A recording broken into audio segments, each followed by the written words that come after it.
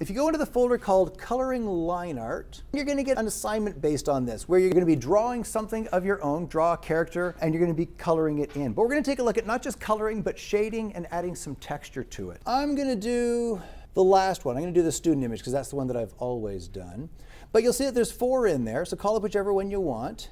This week's lab is going to prepare you for the assignment where you're going to be drawing a character. Then you're going to either scan it or photograph it. Now these were photographed, which kind of introduced a few problems. We're going to address those. Call up whichever image you want. I'm going to use the student over here. And the first thing we're going to do is get rid of any information around the outside. Like on mine here, well, first off, it's sideways. But also, you can see it was photographed on a wooden board. So I'm going to crop that out. You guys played around with the crop tool before? Give this a try. Hit C on your keyboard. That'll call up your crop tool. And at the top left, you'll see a pop-up that'll have a bunch of options in here.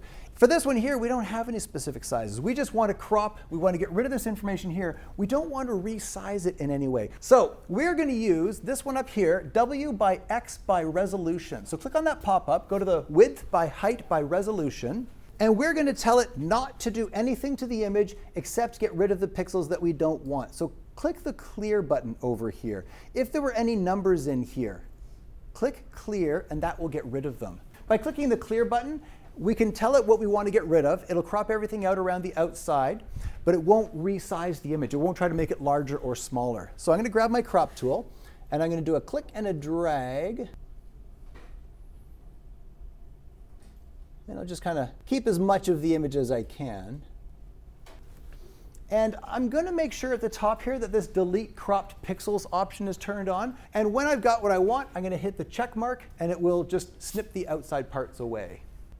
Now, for some reason, mine is sideways, so I'm going to rotate it back up to vertical. I'm going to go under Image, Image Rotation, 90 degrees counterclockwise. If yours was already vertical, just leave it. Now, the paper that this was done on was a newsprint type paper, which is obviously yellowed over the years. How could we get rid of this kind of yellowness in the background? First off, let's do it non-destructively. So let's throw on a levels adjustment layer. So from the adjustment layers, that little circle, that little half gray, half white circle at the bottom, let's throw on a levels adjustment layer. And you'll notice a few things about this histogram. First off, what is a histogram? Well, this is it right here. We can see this little, well, it looks like 3 little mountain ranges over here. We've got a black point down here. We have a white point up here. Notice we have 0 and 255. Do those numbers sound familiar? We want the background to be basically white. And here's the thing. There's a certain contrast to this image. Right now it's fairly low contrast. And we know that because 2 things. First off, there's no white in the image. Nothing in this image is pure white. And if you look at the histogram, look at that. There's white. No pixels are here. A histogram is a graphical representation of the distribution of tones within the image. Really boring description. But basically it shows you how much black there is, and there's nothing that's pure black. There's nothing that's pure white. And if I grabbed this white point and pulled it in, I could tell it, okay, well, whatever used to be here, here's 0, here's 255, here's 128, this is probably like 200 or so, 180. I could make that white. So if I grab this and pulled it down, watch what happens on the screen. Don't do it on yours, but if I pull this down, it gets better. Here's before and here's after, but it's still got this yellow cast. I think we're going to have to go in channel by channel. So let's click on where it says RGB here. This is the composite channel, so we're looking at all 3 colored channels together. If I click on this little arrow, let's go to the red channel. And let's look at its histogram.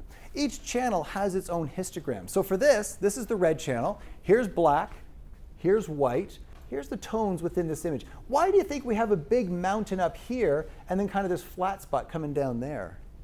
What do you think this mountain here represents in the image? In the red channel, there's no really dark pixels, there's no really white pixels. There's a few moderately dark, which would be the sketches around here, the dark lines, and this big mountain range up here will be all of this detail in the back. Now, let's go through channel by channel and get rid of these flat spots. Watch this. If I pull this down on the red channel, you can see that the highlights pick up a really strong red cast. If I pull this up, the shadows get a bit of a cyanish sort of look. Let's do that for every single channel. Let's pop into the green channel and look at the difference between where the lightest pixel is on red. It's up here at 197. On green, it's down here at around 163. And I'll pull the black point up as well. It's getting a bit of a limeish, lemony lime sort of look to it. But if we go to the blue channel, and the opposite of blue is yellow, look what happens when I pull this down. Well, that pretty much cleared up that color cast, didn't it? Okay, now I've still got some texture back here. This is basically the paper texture. This is where we can play around with the contrast of this image. If I zoom in there, I see a lot of this texture in the background. Well, if I go back to my RGB channel, I can take this white point, I can pull this down to clear up that background. Maybe I do want white in the background.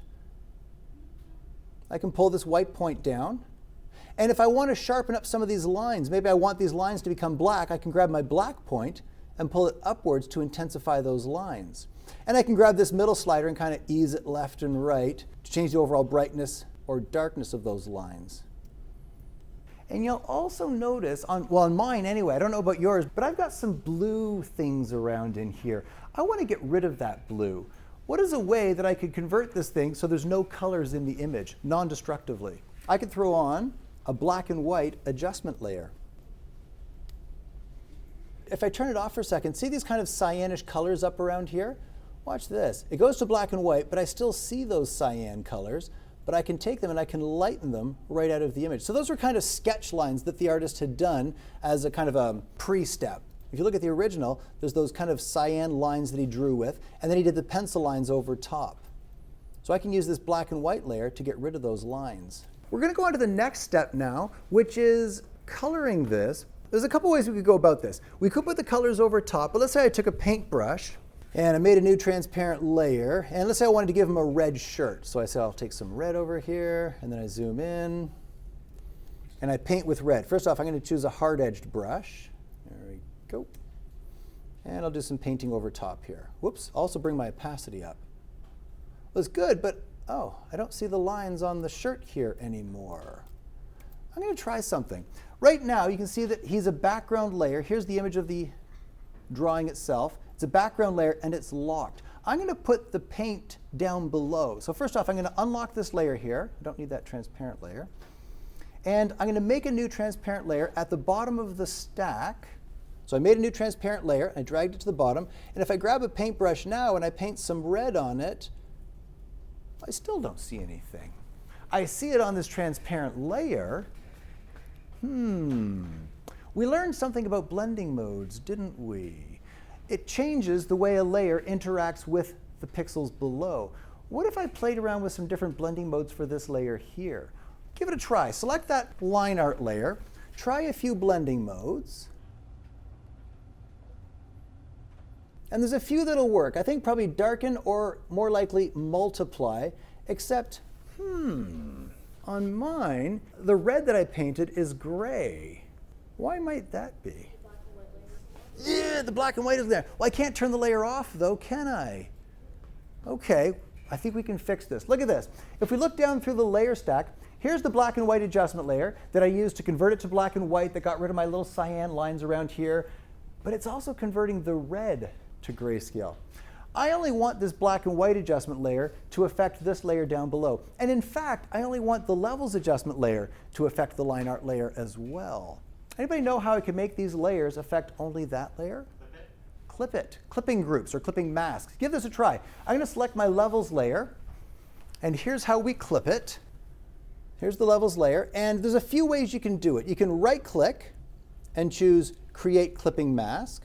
Or an easier way, if you hold down the Option key, you'll notice that in between each layer, there's a fairly dark line in between the layers. If you hold down the Option key and hover over that line, you'll see this icon appear. Looks like a rectangle with a little arrow beside it. And if I click, look at what happens. The levels layer, boink, jumps to the right a few pixels, and this little arrow appears. Here's without the clip, and here's with it. So this has been clipped to the layer below.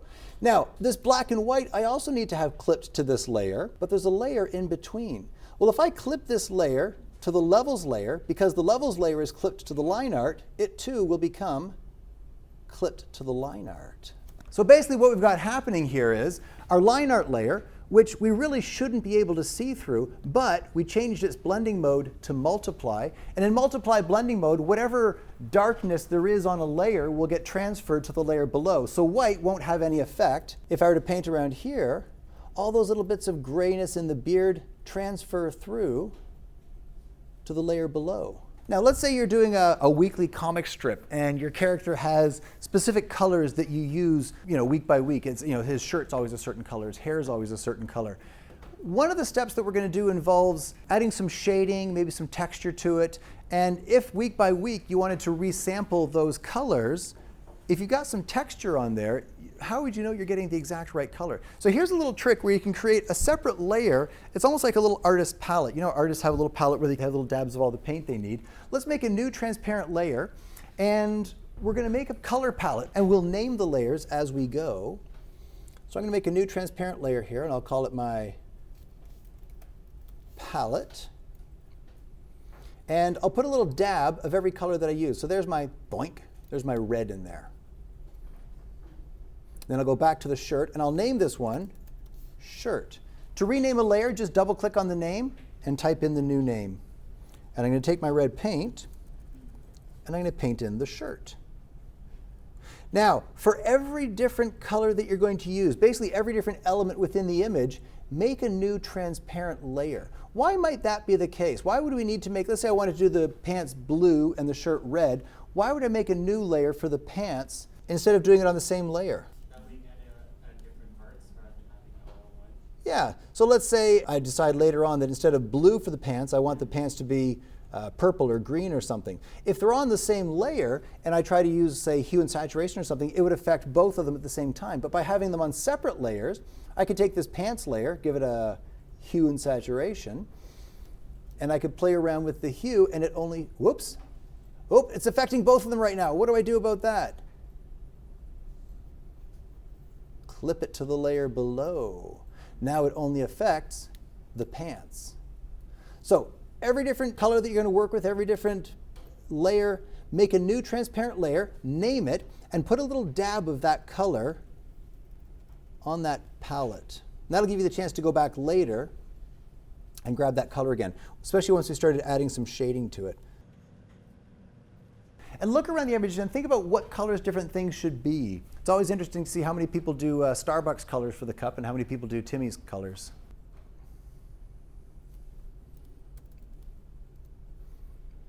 And also, if you take the hardness of the brush all the way up to 100%, so at the top left there, you'll see the icon for your brush. If you've got a soft edge brush, you'll find that when you get close to the edge,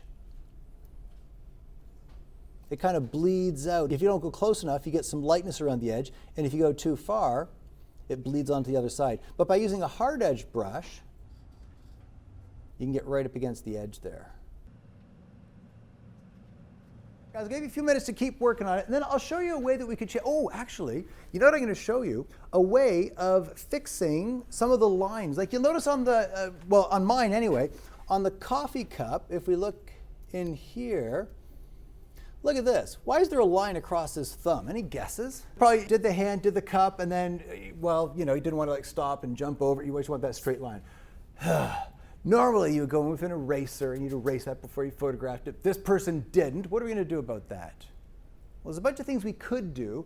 Thing to keep in mind here is this layer actually has quite a lot of texture. You think, well, I could just paint some white over top of it. But what if afterwards I decided I wanted some of that paper texture brought back? So I went into my levels and I eased this off. Oh, well, if I'd simply painted white over here, this texture wouldn't match up with the white that goes across. So instead, maybe I will select my layer over here, grab a clone stamp, and if I sample the color of the thumb over here, boink, and I paint it over top of this, if I look at this with everything turned off, I'm basically taking this color and texture and painting it over top. So when these layers are turned back on, it looks white, but if I did want to bring back some of this texture in here, I can double-click my levels, I can ease this off, and the texture behind still matches. So a clone stamp on that line art layer. Do you guys know how to work the clone stamp in Photoshop? Let me just quickly run over that with you. On mine, I'll also notice around the back of the Post-it notes over here. Oh no, look at this, we have this line coming across. The way the clone stamp works, maybe I want some more bubbles in the coffee. If I hold down the Option key with the clone stamp, you notice you get this little bullseye sort of shape. If I click on this little coffee bubble over here, boink, that's defined my source. My next click will define the destination. When I click, boink, it copies that bubble over to there. Notice on the original bubble though, there's this little plus sign. The plus is the source. If I come down a little bit, I put that plus sign over top of the second bubble, I've cloned more than one thing. To be careful that you don't go too far though. Notice I accidentally grabbed a little bit of this lid over there as well. So if you're cloning something, make sure you go just far enough to include what you want. Oh, I did it again. There we go. And over here on this Post-it note, I could grab, Option click, boink, some of that paper texture, and I can just clone that right over top. And when I turn back on my levels and my black and white, and I bring these levels back down, that cleans it up. Okay, we'll do a couple more minutes, and then I'll show you how to change the color of something should you so need. Just want to make sure you get the technique down, because you're going to get an assignment based on this where you're going to be drawing your own character and coloring it in and texturing and shading. Okay, so guys, let's say I decided later I wanted to change the color of the shirt there. This is why I've done everything on different layers. If I want that shirt to be purple, take a look at this. Again, I want it to be done non-destructively, so I'll select the shirt layer, and rather than doing the hue and saturation directly on it, under Image, Adjustments, Hue and Saturation, this would be destructive. It'll actually change those pixels. When I hit OK, there's before, there's after, and the color of that shirt has actually changed. You can see it was red, now it's purple. That's a permanent change. So I've undone that, and watch this. I can use an adjustment layer. Hue and saturation, pull that hue around. Oh, it's affecting everything. How do I stop that from happening? I need to clip it to the layer below. Now, I could do it the way I showed you, hold down the Option key and click on this little icon over here. When you hold down the Option and you hover over that little line there, you'll see that little square with an arrow icon appear, which looks suspiciously like this one over here. If it's an adjustment layer you're working with, you're pulling the hue around, click that icon. That'll clip it right away. And again, the nice thing about this adjustment layer is if I double click, that slider is right where I left it, and I can make that shirt any color I want. Well, guys, I'll show you another trick when you're using the paintbrush tool. Do you guys know about shift clicking? Take a look on the screen for a second. Let's say I had a paintbrush and I had to do a fairly straight line. So let's say I do a click and I'm trying to draw a straight line, and maybe I've had too much coffee and it's just going all over the place. Watch this. If I do a click up here, then I move somewhere else and I hold down the Shift key, it will jump, boink, in between those areas. And as long as I keep the Shift key held down, it'll jump between the areas where I click. So if I have to get around an edge, let's say I wanted to color in his sock here. Make a new layer, call it sock, and I'm going to give him blue socks because that's about as cool as it gets. There we go, baby blue socks. And I do a click over here. If I hold down the Shift key, you can see it jumps in between those points, so it can kind of help you get really quickly around the outside of things, and then you can go back afterwards and just get the inner areas. And if you go over the edge, outside the lines, it's not that big of a deal. We're creating pixels, and normally if we're trying to get rid of something, I would suggest using a layer mask to hide it. But in this case, if you simply hit E on the keyboard, you can get your eraser tool, and you can just erase away the problem. So if you go over the lines a little bit, not that big of a deal, you can just erase them away. And then B again to get your paintbrush back. So E for the eraser and B for your paintbrush.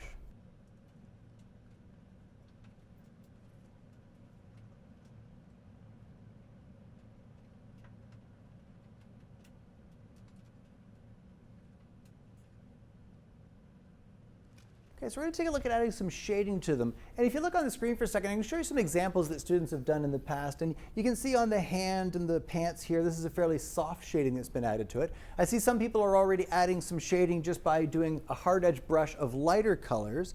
But these are all examples of, you can see here they've done some shading with a fairly hard edge brush. These are examples of what students have done in the past. So you can see the color palette they did down the side. So there they've given them a little bit of an environment to exist in. We'll talk about that last. They've added some snake skin because that's not tacky at all. A lot of shading on the cape there. let's take a look at adding some of that shading to it. I'm going to put a little bit of shading on the shirt here. I'm going to do a soft edge shading that gives it a bit of a three-dimensional sort of look to it. And you can imagine if this was a three-dimensional character and the light was coming down from this direction, some of the light would fall onto the top of the shirt up here, kind of light up around here, and the areas that are on the inside would tend to get a little bit shadowed. And a fairly basic way of doing that, I'm just going to make a new transparent layer. And I'm going to use my shirt layer here. And remember that this one has had its color changed by that hue and saturation layer. Watch this.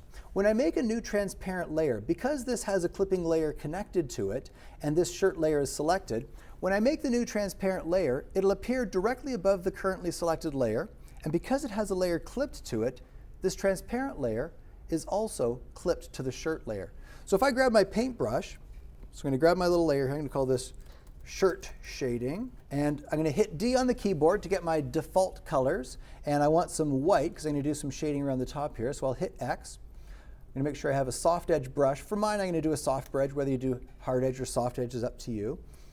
And I'm going to drop my opacity, maybe around 30% or so. And for the top part where that light would be reflecting off, I'm just going to gently paint some highlights onto that shirt there. So you can see that light's falling onto the top of the shoulder.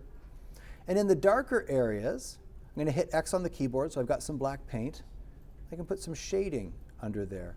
And notice it's not affecting the pants because it's clipped to that shirt layer. Now, if I tried doing it on, say I wanted to put some shading on the skin here, I make a new transparent layer, and I start adding some shadows down below. Notice how it affects not just the skin, but also the layers below, and that's because it's not clipped. This one automatically clipped because it had the hue and saturation layer clipped to it. This one, when I added above the skin, selected the skin layer, added the new transparent layer, you'll notice that it's not clipped. So I need to hold down the Option key, click on this little line in between the two layers, and it clips. So now when I paint that shading onto the thumb, it only appears, or onto the pinky, it only appears on that finger, not on the background. So you can play around with that shading there. You can see on the before and after, the shirt looks fairly flat, kind of two-dimensional. This gives it a little bit of dimensionality, a little bit of 3D-ness.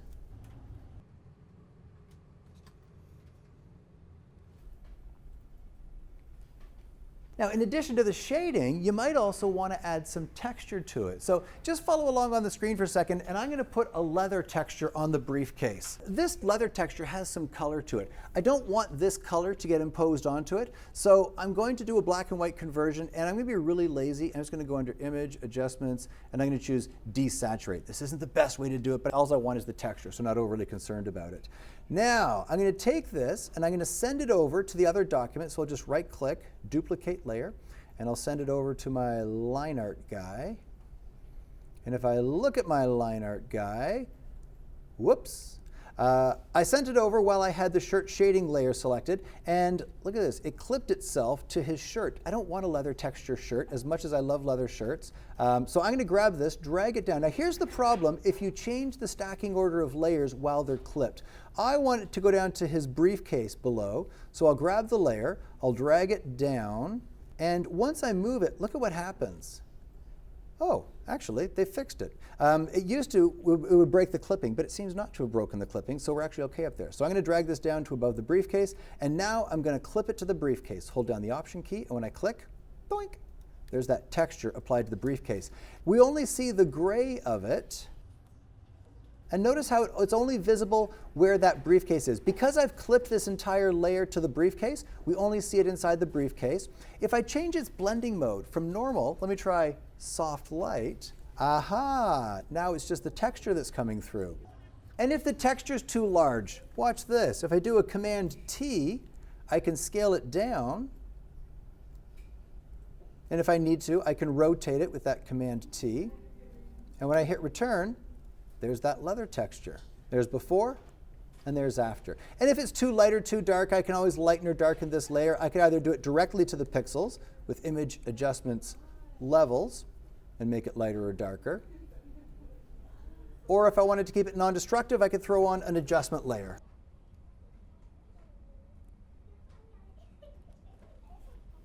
Okay, let's take a look at giving this guy some kind of environment in which to exist. If it's just a comic strip drawing, usually they're fairly simple backgrounds, but I want to give this guy something a little bit more substantial. Now, where in the layer stack do you think I would put this background? probably at the bottom there. So I'm just going to pop down to the very bottom. And it doesn't have to be visible.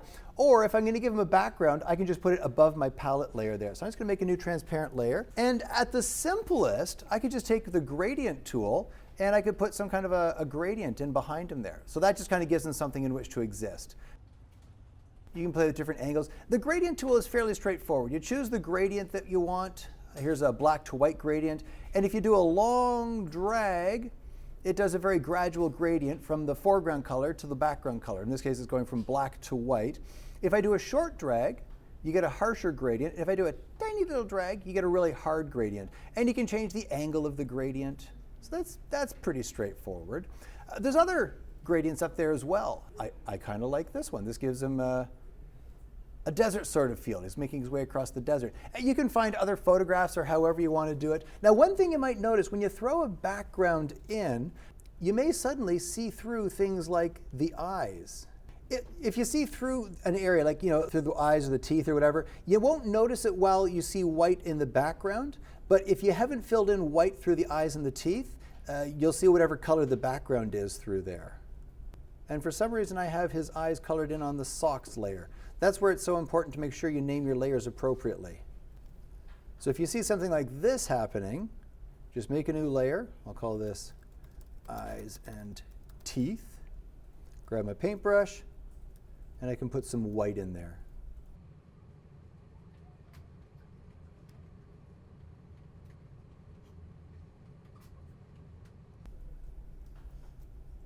And you can play around with other textures as well. Here he's got crocodile skin pants. He's got some kind of tweed jacket on. Just so you know, guys, the fact that we did the line art on the top and did the painting layers down below is a fairly arbitrary decision. There's no technical reason why you couldn't do the painting above. So if I put a new transparent layer here, grabbed a paintbrush, and let's say I did the socks that blue color. The only thing you'd have to keep in mind is the blending mode in this case would have to be on the paint layer. So pop this over to multiply. Then you'll see the line art through it. The downside is you'd have to change that blending mode on every single layer. Here all of our layers down below are in normal blending mode because we put the blending mode on our line art layer. If you do it with the paint up above, you got to put that blending mode on every single layer. But there's certainly no technical reason why you couldn't do that.